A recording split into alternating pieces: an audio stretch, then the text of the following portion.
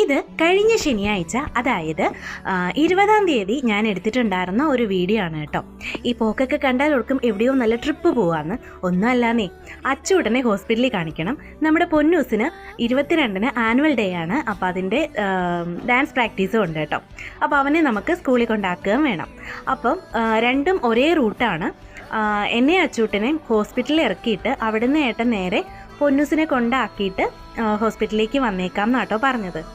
മാസത്തിൽ ഒരിക്കലെങ്കിലും HGM ഹോസ്പിറ്റലിൽ വന്നില്ലെങ്കിൽ എൻ്റെ കുഞ്ഞിന് ഒരു ഇരിക്കപ്പുറതിയില്ല കേട്ടോ. മിക്ക മാസത്തിലും നമ്മളിവിടെ ഉണ്ട്. ആൾക്ക് വഴിയേ ഒരു കഫക്കെട്ടൊക്കെ ഉള്ള ആൾ പോയാൽ മതി, അവന് പെട്ടെന്ന് തന്നെ പനി പിടിക്കും. ഇപ്പോൾ കഫക്കെട്ടൊക്കെ ആയിട്ട് ഇരിക്കുകയായിരുന്നു. അപ്പോൾ ബുക്ക് ചെയ്യാത്തത് കൊണ്ട് ഞങ്ങൾ ഇന്ന് ഇത്തിരി നേരത്തെ ആയിരുന്നു കേട്ടോ. അതുകൊണ്ട് ആരും ഒന്നും വന്നിട്ടില്ലായിരുന്നു. അപ്പോൾ ഹോസ്പിറ്റലിൽ വന്നപ്പോഴാണെങ്കിൽ നല്ല ക്രിസ്മസ് മയം. കുഞ്ഞിനങ്ങ് ഒരുപാട് സന്തോഷമായി കേട്ടോ.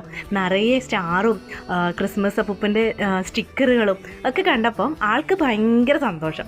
അങ്ങനെ ഞങ്ങൾ ഏട്ടൻ വരുന്നതിന് മുമ്പ് തന്നെ ടോക്കണൊക്കെ എടുത്ത് OPയിലേക്ക് പോന്നിട്ടുണ്ടായിരുന്നു കേട്ടോ.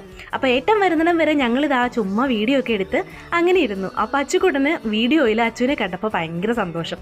അവൻ എന്തോ സൗന്ദര്യം കൂടിയെന്നാണ് അവൻ എന്നോട് പറഞ്ഞുകൊണ്ടിരിക്കുന്നത് കേട്ടോ. അമ്മയേക്കാൾ സുന്ദരനാണ് ഞാനെന്നൊക്കെയാണ് അവൻ എന്നോട് പറഞ്ഞുകൊണ്ടിരിക്കുന്നത്. ആ ഒരു സമയത്ത് ഏട്ടൻ വന്നായിരുന്നു.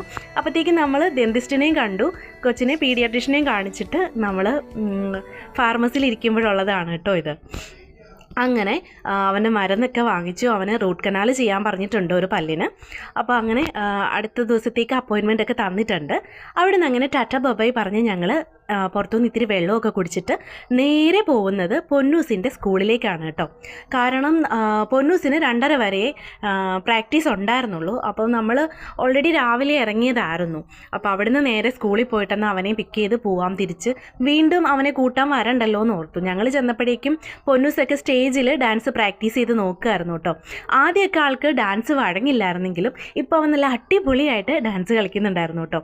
അപ്പോൾ വീട്ടിൽ നിന്ന് ഉച്ചക്കത്തേക്കുള്ള ഫുഡൊക്കെ കരുതിയിട്ടായിരുന്നു ആൾ പോകുന്നത്. അപ്പോൾ അത് കഴിച്ചിട്ടേ വരുള്ളൂ എന്ന് പറഞ്ഞു. അങ്ങനെ ഫുഡൊക്കെ കഴിച്ച് ഞങ്ങൾ